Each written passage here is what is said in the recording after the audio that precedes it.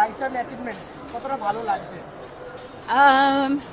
Life time achievement award পেলে মনে হয় একটু ফুরিয়ে গেলাম না তো, তো সেটা একটা মনে হয়, কিন্তু খুব ভালো লাগছে and it's a great honour for me. আমার মানে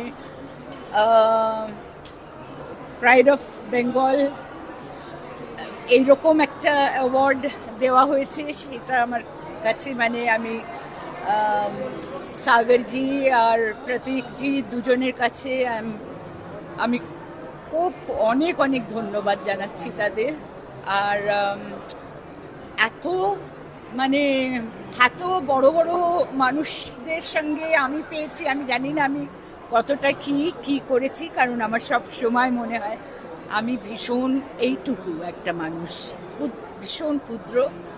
ওপর থেকে কেউ আমার ভেতর থেকে যা করাবার করিয়ে নেন, আর আমি অ্যাওয়ার্ডগুলো পেয়ে যাচ্ছি।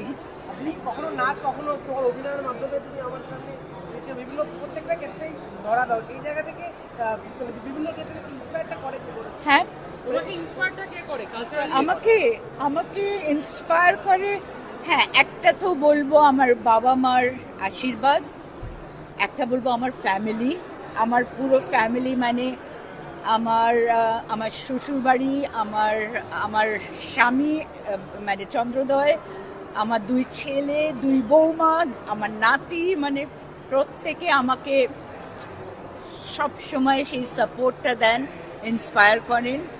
আর এটা সত্যি ভগবানের মানে আশীর্বাদ আমার ওপর।